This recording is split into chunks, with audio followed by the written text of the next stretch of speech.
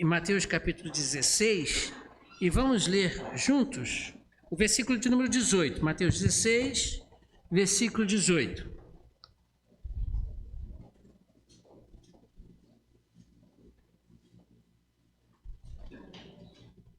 Jesus Cristo, falando com os seus discípulos, ele faz uma afirmativa nesse versículo, uma afirmativa muito interessante e importante para nós hoje. Nós estamos na época de campanha de missões nacionais. A Igreja de Cristo foi deixada aqui para que fizéssemos missões. Não é só para ficar reunidos orando, cantando, cânticos belos, né? Um instrumental, como o pastor Isaías disse, né? que prepara os cânticos. Não é só isso não, tem muito mais do que isso, que é justamente fazer missões. E por esse trabalho nós temos muitas lutas, né? Nós temos muitas dificuldades para passar e passamos para fazer com que essa palavra de Deus seja alcançada, né? Que as pessoas ouçam o Evangelho. Então Jesus Cristo faz uma afirmativa nesse versículo. Vamos ler juntos? E eu digo que você, vamos juntos? E eu digo que você é Pedro, e sobre esta pedra edificarei a minha igreja, e as portas do Hades não prevalecerão.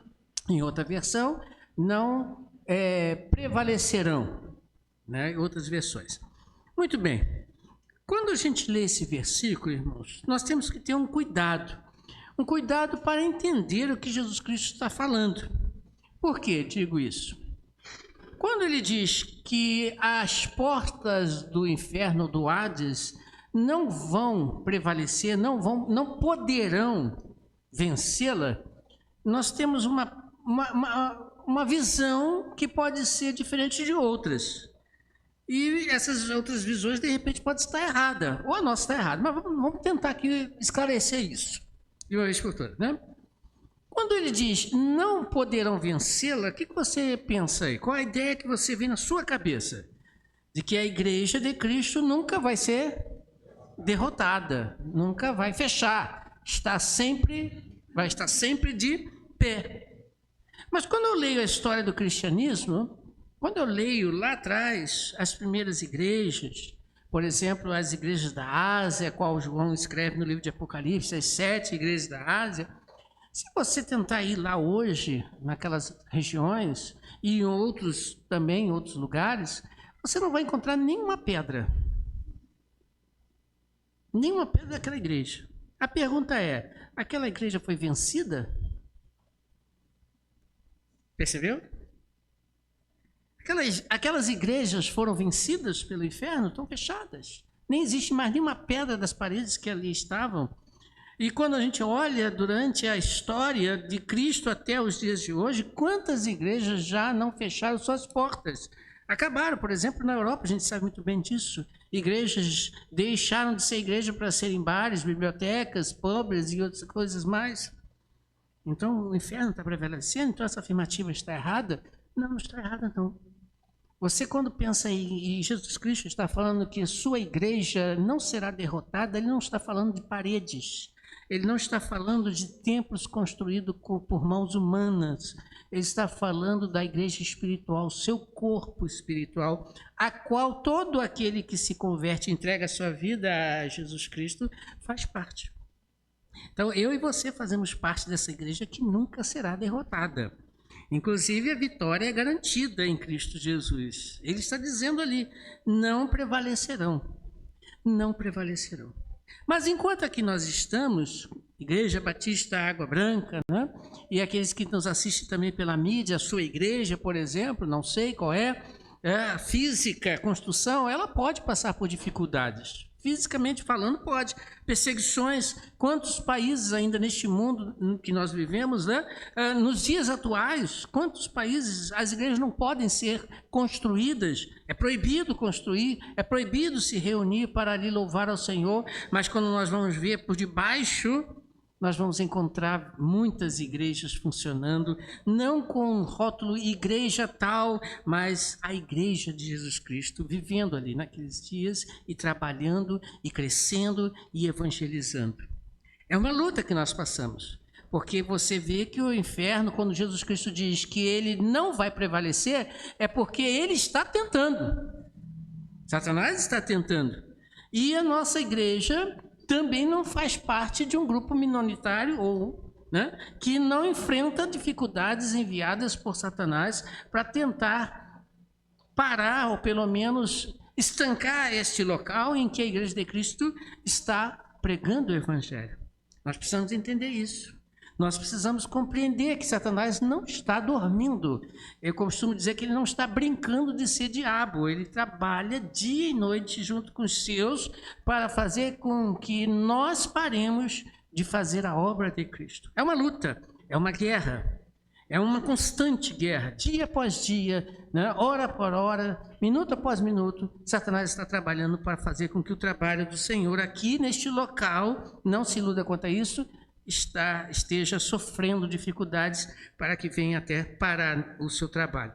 Mas, em Jesus Cristo somos mais do que vencedores, então vamos entender como nós o que nós devemos fazer ou pensar para que não venhamos a sofrer como outras igrejas sofreram e fecharam suas portas físicas, para que o trabalho continue firmemente nessa localidade.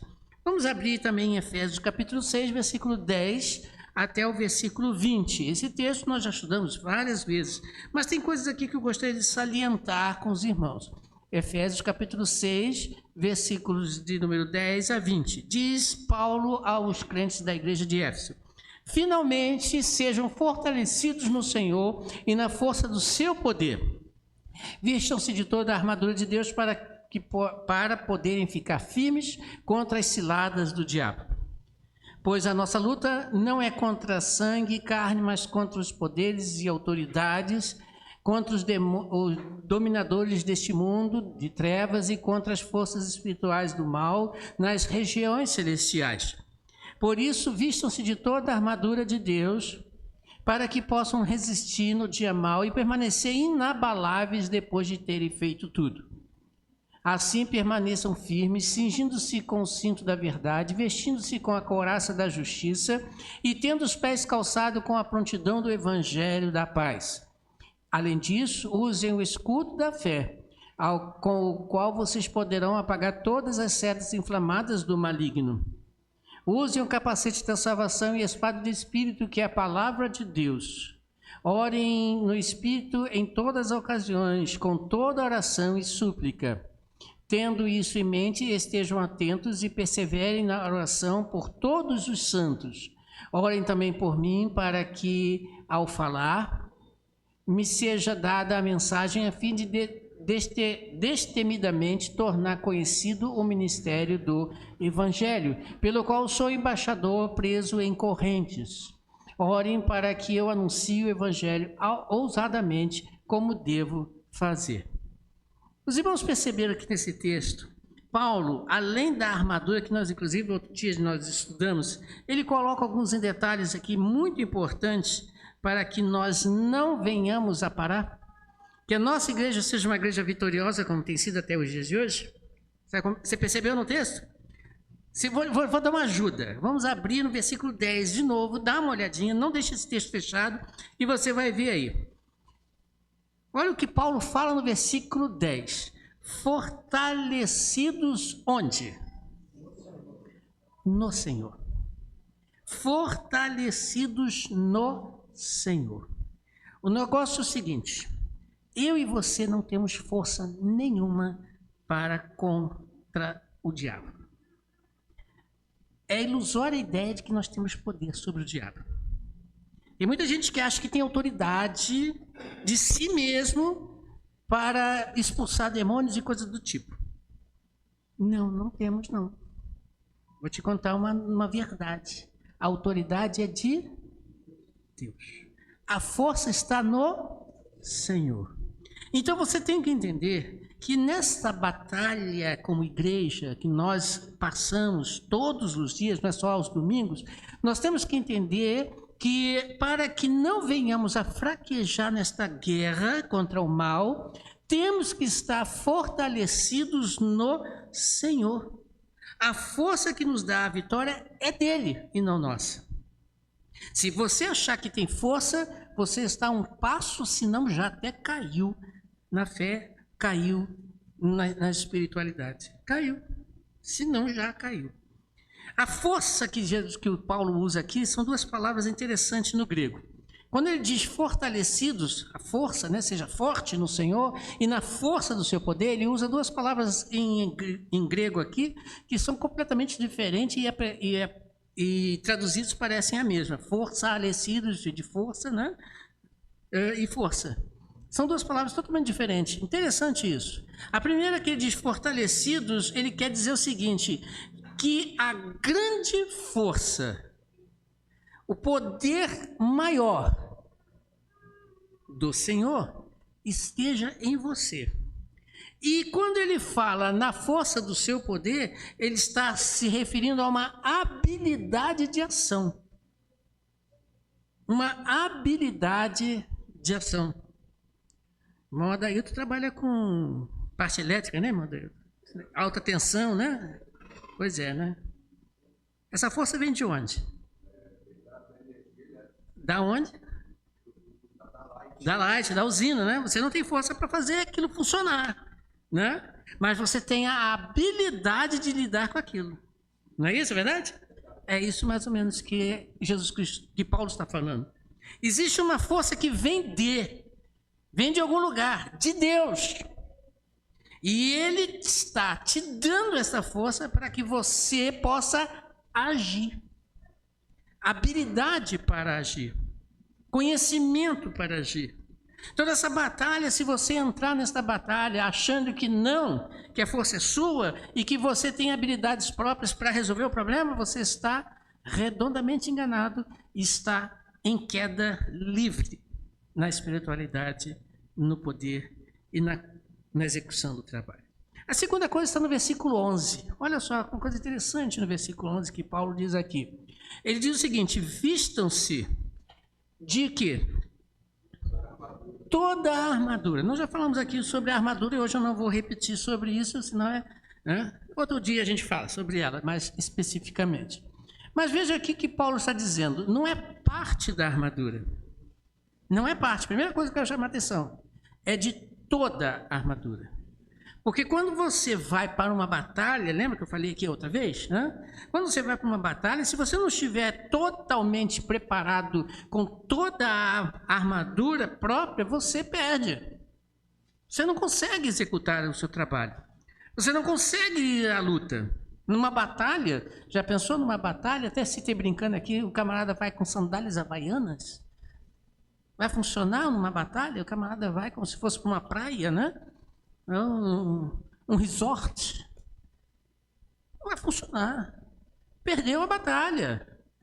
O negócio não funciona bem assim. Ele tem que estar com toda a armadura.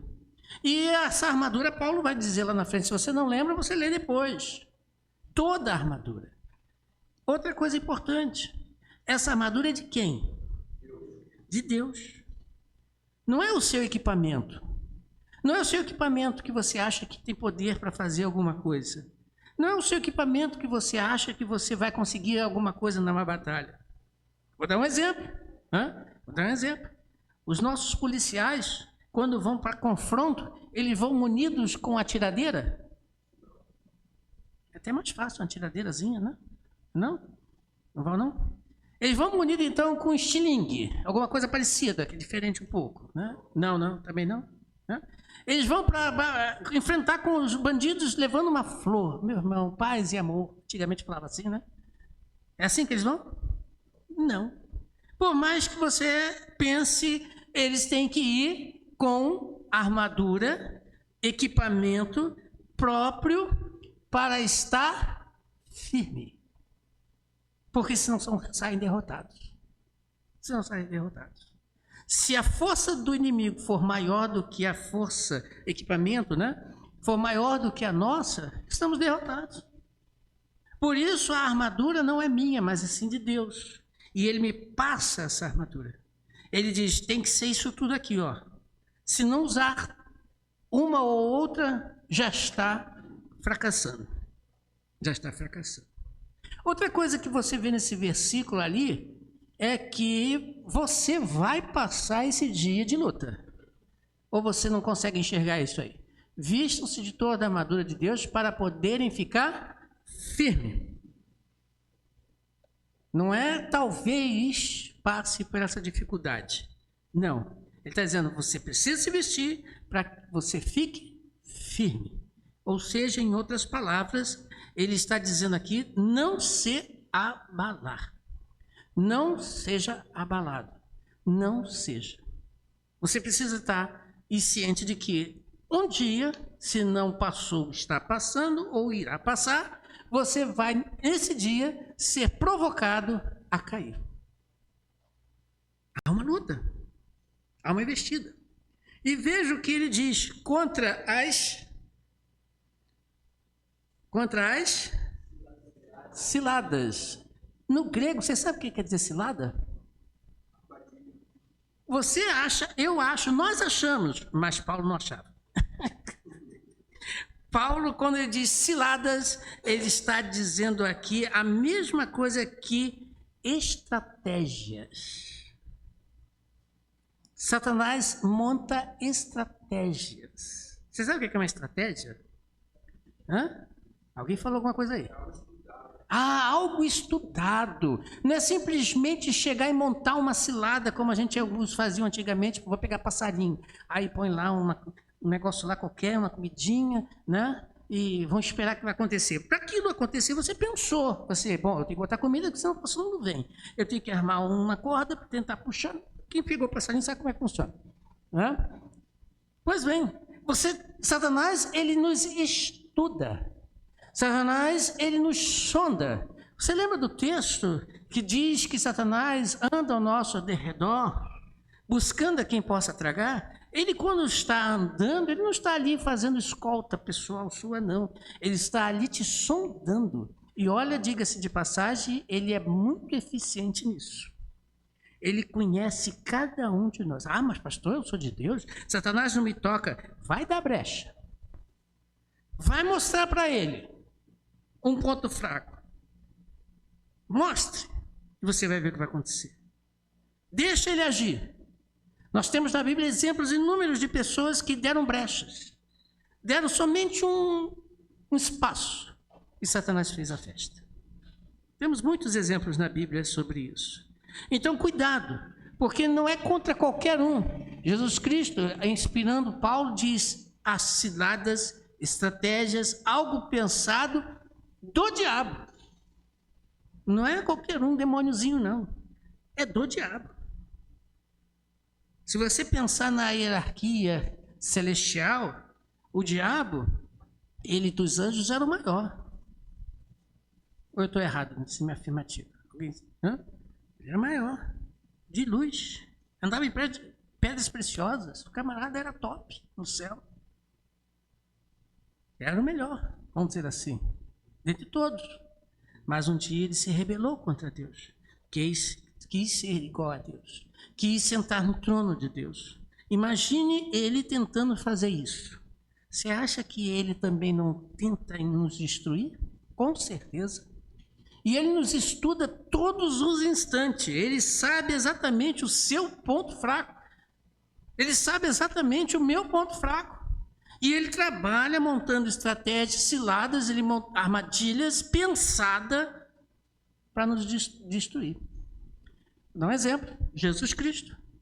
Você já acha que Satanás chegou do nada lá na tentação do deserto e disse, vamos ver o que vai acontecer. Você está com fome, né? Transforma isso aqui em pão. Foi assim? Ele foi pensar. Ele raciocinou. E depois de tentar várias vezes, a Bíblia nos conta 3, né? Ele foi embora. E foi embora mesmo? Nunca mais voltou? Não. A Bíblia mostra isso. Que naquele momento ele foi. Mas depois ele voltou. Ele voltou em outras ocasiões, de outras maneiras. Usando pessoas, inclusive, para tentar Jesus Cristo. Outra ocasião, Jesus Cristo disse, para trás de mim, Satanás. E ele disse isso para quem? Pedro. Então lá está Satanás de novo trabalhando através de Pedro para derrubar Jesus Cristo. Se ele não tentou inúmeras vezes com Jesus Cristo, você acha que não vai tentar com a gente? Cuidado. Ele é astuto. A Bíblia diz que ele é o ladrão, o salteador, o mentiroso, o usurpador, o enganador. Cuidado, tem muitos nomes também. Tem muitas qualidades maléficas, mas tem. Temos que estar atento a isso. Outra coisa que ele diz está no versículo 12. Paulo diz aí. Veja bem no versículo 12. Olha só. Olha que coisa interessante. Porque não temos que lutar, ou a nossa luta não é contra quem? Sangue e a carne. Então, veja bem. A minha luta, a sua luta, não é com relação a pessoas. Eu não travo luta com Dalton, com Átila, não quero isso, não é isso. Não travo nenhuma luta com a irmã Vânia, com a irmã Nancy, não está nesse detalhe. Podemos ter pensamentos diferentes, podemos não concordar com as mesmas coisas, mas não é a minha luta contra pessoas. Não é a minha luta contra os indivíduos, com suas características e personalidades. Não, minha luta não é contra essas coisas. Não, somos todos iguais. Somos todos iguais. Mas diz Paulo que a nossa luta é contra quem? Olha só o que Paulo fala. Ele podia dizer contra Satanás e os demônios, mas ele não fala só isso. Ele faz uma relaçãozinha um pouquinho maior, não fala? Contra os poderes e autoridades, contra os dominadores deste mundo de trevas e contra as forças espirituais nas regiões celestiais. Ele faz uma listinha aí. O que ele quer dizer com isso? O que ele quer dizer com essas coisas? Você sabia que existe também hierarquia entre os demônios? Você sabia que existe também demônios mais fraquinhos e demônios mais fortes? Sabia dessa? Nós temos na Bíblia alguns exemplos. Veja, por exemplo, o de Mateus, capítulo 17, versículo 21. É um exemplo. Olha o que diz Mateus, capítulo 17, versículo 21. Jesus Cristo chega para os seus discípulos, que anteriormente, você lembra a história? Os discípulos foram enviados de 2 em 2, né? E depois eles voltaram maravilhados. Se você lembra o texto, eles até dizem, voltaram maravilhados porque até os demônios se sujeitavam a eles. Você lembra da história? Se não lembra, depois dá uma lidinha lá. Né? Ficaram de boca aberta. Ah, mas que coisa maravilhosa, até os demônios, né? Ah, vieram todos alegres, né? Cheios de si. E agora se depara com uma realidade. Tentaram expulsar o demônio e não conseguiram. Mateus 17, 21, Jesus Cristo dá para ele uma resposta. Mateus 17, 21. Né? Não está aparecendo ali. Não. Mateus 17, 21. Já notei de novo outro texto errado? Coisa interessante, estou bom nisso, né? Estou bem. Aqui não está aparecendo. Ah, sim. Não está. Essa casta de demônios só sai coração e jejum. Repare a expressão de Jesus Cristo. Essa casta, este grupo, este tipo, esta hierarquia aí, esse negócio, né? Só sai coração e jejum. Não é assim também, não. Não é chegar e dizer, sai em nome de Jesus que a coisa está boa. Não, peraí, calma. Tem mais coisa aí. E aí nos traz uma preocupação, irmãos. Você acha que Satanás tentando contra a nossa igreja e contra as igrejas de Cristo, ele está mandando os soldadinhos rasos? Ou ele está mandando os oficiais dos capetas para trabalhar nas nossas igrejas? O que você acha? Os demônios que, vamos dizer assim, soldadinhos rasos, estão lá fora. Estão lá.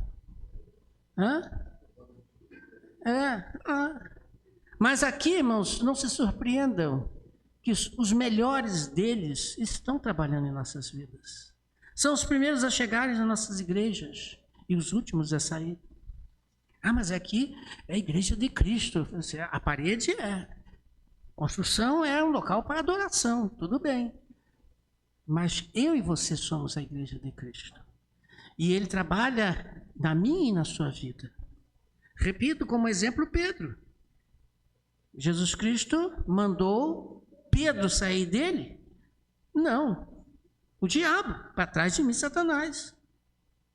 Então, Satanás, ele trabalha em nosso meio e ele tem os seus mandados aqui, as pessoas, os seus anjos, demônios, né? Para que venham tentar atrapalhar nossas vidas. E então são pessoas que são levantadas muitas das vezes para nos atrapalhar. Quantas e quantas pessoas são levantadas por Satanás? Você sabe muito bem disso, que no meio do trigo tem joio. E quem planta isso? Do nada? Não. Eles mesmos, os demônios. No meio de uma igreja, com certeza tem joio. No meio de pessoas que estão reunidas em adoração, Jesus Cristo até disse uma vez, o Pai procura que nos tais o adorem. Isso significa que a coisa não é todo mundo. Ele está olhando. Então tem lá, em todos os lugares, reuniões, Satanás e seus demônios estão lá presentes. Como diz o pessoal, é firme e forte para tentar destruir o trabalho. E nós precisamos estar atentos a isso. Estar apercebidos disso. Porque a nossa luta não é contra a pessoa, mas sim contra os poderes, contra as autoridades. Um outro texto também está em Daniel, não precisamos ler todo ele, Daniel capítulo 10, versículo de número 11 a 13, quando então Daniel orando a Deus, pedindo a Deus, e então de repente Deus manda a resposta, mas o anjo vindo para trazer a resposta a Daniel, é interessante, é impedido pelo rei da Pérsia, figuradamente pelo demônio. E aí então Deus manda outro anjo, Miguel, para ajudá-lo, para ajudar. E aí ele consegue chegar com a resposta da oração de Deus para Daniel. Olha só.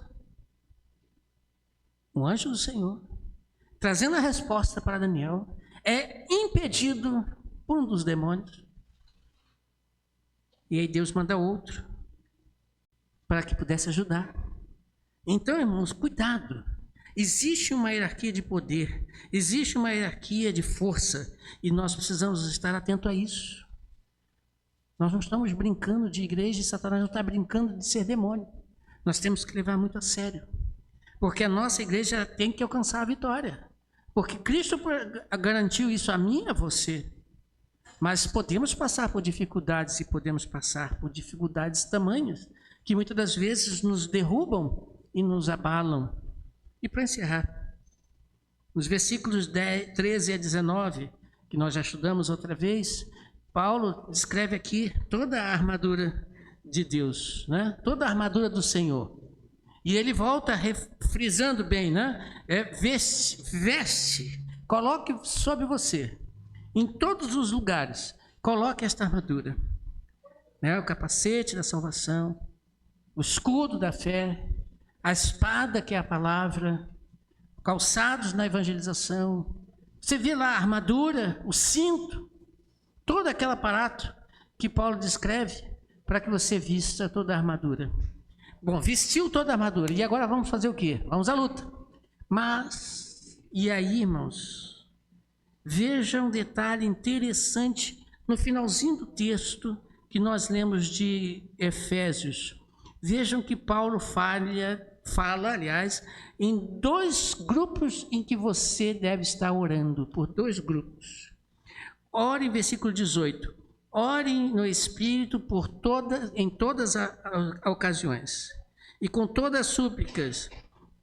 Todos. E ele fecha o versículo dizendo: orem por todos os santos. No versículo 18. Orem por todos os santos. O que ele quer dizer com isso, irmãos? O que ele quer dizer com isso? Nós temos dado bastante ênfase à oração pelos nossos irmãos que estão enfermos, que estão passando por alguma dificuldade, né? Nós temos bastante dado ênfase a isso. Mas é só por esses grupos de pessoas que estão doentes que nós precisamos orar? Não, isso mesmo, não. Devemos orar por todos os santos. Vamos fazer aqui um negócio aqui para os irmãos entenderem quem são todos os santos. Primeiro, eu não conheço o coração de ninguém. Né? Sei o meu. Agora, de ninguém é que eu conheço. Nem da minha esposa eu sei o coração dela. Ah, mas a esposa, ela é outra pessoa. Eu não conheço o coração. Ninguém conhece o coração de ninguém. Então eu posso dizer, por exemplo, que fulano é santo e Beltrano não é? apesar de estar na igreja, cantando, tocando, lendo a Bíblia, ensinando. Será que eu posso dizer isso? Não, porque se eu fizer isso, eu estou julgando. Então, se eu não sei quem é, o que eu tenho que fazer? Orar por todos que se dizem santos. E ponto. Eu não sei quem é. Separados. Separados para Deus. Como eu não posso julgar ninguém, dizendo que é ou não é separado para Deus, eu só vou crer na palavra da pessoa, né? A pessoa, eu sou, então amém por isso, vamos orar. Eu tenho que orar por todos os santos. Ah, mas ele está mentindo, é o problema dele com Deus, não é comigo. Tem pessoas que passam a vida toda junto com Cristo e morrem sem salvação. Você quer um exemplo? Judas. Mas não, você estava pensando no Judas, né? Judas, 3 anos ali no ministério com Cristo. E no final, já próximo à crucificação, Jesus Cristo diz que Judas era filho de quem? Do maligno, do diabo. Olha só. 3 anos ali com Cristo e os outros 11, aprendendo, vendo, ouvindo, participando. E, no entanto, filho do diabo. Acontece. Jesus Cristo não sabia quem ele era? Sabia. Aí Jesus Cristo bloqueou ele. Não, você não pode vir. Foi assim que funcionou? Não. Pelo contrário. Até o final, Jesus Cristo deu chance. Amigo, que vieste fazer? Ele sabia que ele ia ser traído. Ele chama Judas de amigo. Você chamaria de Judas? Você chamaria de amigo um traidor? Sabendo que ele está te traindo? Sabendo que ele vai te dar uma pernada? Sabendo que ele vai te causar um dano terrível? Duvido, nem eu. Mas eu tenho que aprender. Que como eu não sei, eu vou ter que fazer o quê? Orar por todos. E não tem discussão sobre isso. E aí ele termina no final dizendo, ore no versículo 19, ore também por mim. O que ele quer dizer com isso? Não se esqueçam. Orem pelos pastores. Orem pelos pastores.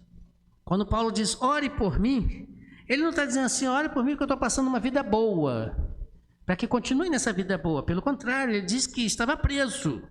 Ele está lá no versículo dizendo que eu estou preso em correntes. Paulo estava preso, passando dificuldades ali terríveis, né? Está preso. Mas, no entanto, ele quer que as pessoas orem por ele, para que ele possa fazer algo. O quê? Falar. Falar do quê? Das mensagens de Deus. Daquilo que Deus tem colocado para ele. Que Deus mostra para ele. A fim de que ele, então, possa transmitir com verdade todo o Evangelho. Todo o Evangelho a todas as pessoas. Orem pelos pastores. Os pastores aqui presentes, né? O pastor Isaías, pastor Marco Vinícius, pastor Carlos César, sabe que o negócio não é brincadeira. Estar aqui não é brincadeira, né, pastor? Não é verdade? Não é brincadeira. Os pastores muito sofrem. Sofrem porque estão ali fazendo um trabalho de frente. Trabalho de frente contra essa batalha. E precisam das nossas orações. Em vez de almoçar o pastor na hora, né, quando chega de manhã no culto, né, vai para casa, aí começa a almoçar o pastor, né? Fala tudo do pastor. Não, orem por ele. Orem para que Deus possa estar dando liberdade. Quando Paulo fala no versículo 20, lá no final do versículo 20, ele fala que ele possa pregar, anunciar com coragem, ou como está na versão... Irmã Marta, coloca de novo para a gente aí. No versículo 20, ousadamente, né? Ousadamente. Quando ele fala essa palavra ousadamente, a tradução dela melhor fica livre. Livre, né? Livre. Que eu possa falar livremente. Que eu possa falar abertamente do Evangelho. Isso é importante para nós. Orem pelos pastores, pelos missionários que estão no campo, que sofrem dificuldades, sofrem tentações, sofrem lutas, né, para poder estar pregando o Evangelho. E Paulo diz, eu sou embaixador. E olha só, estou preso. Orem por mim, para que eu possa falar com vontade, livremente, do Evangelho a todos que estão porque realmente a luta é grande, né, pastor? Muito grande. Principalmente com relação aos pastores, né? Especialmente por esses que estão à frente. São os atalaias, são aqueles que têm vir os inimigos, né? Ele vê e ele tem que tocar a trombeta. E o som tem que ser bem claro, bem definido, para que as pessoas ouçam e se protejam. Porque se ele der um som meio duvidoso, como é que funciona? Já viram aquele camarada, né, no corneteiro, né, irmão Robson? Corneteiro. Vão dar o toque da alvorada, toque do almoço, ao toque dos gestos, né, da continência, tem tudo um toque, né? Decorar aquele negócio não é fácil. Imagine se o corneteiro começa a dar o toque de alvorada quando é noite. E aí, como é que fica? Ou então na hora do almoço. O negócio é esse. Tem que ser definido, tem que ser claro. Ele tem uma responsabilidade. Então, orem pelos pastores, orem pelos missionários, orem por aqueles que têm essa incumbência de estar à frente pregando o evangelho, porque a batalha é grande para com eles. Os discípulos todos morreram de forma terrível, mas morreram alegres, porque estavam fazendo a vontade do Senhor. Então, ore para que Deus possa nos ajudar, para que Deus possa nos usar, para que a Igreja Batista Água Branca possa ser mais uma igreja vitoriosa, não fisicamente somente, mas principalmente espiritualmente. Que o forte da nossa igreja seja no futuro, quando lembrarem da nossa igreja, o forte da Igreja Batista Água Branca era missões, pregar o evangelho, pregar a palavra. Era uma igreja que vivia a palavra do Senhor. Que esse seja o nosso forte enquanto Deus nos permitir. Que Deus possa nos abençoar. Vamos ficar de pé e vamos orar? Pedir a Deus que nos ajude a entender a necessidade de que para alcançarmos vitória, precisamos estar preparados. E como estar preparados? A Bíblia nos ajuda a entender tudo isso, né? Pedir ao irmão André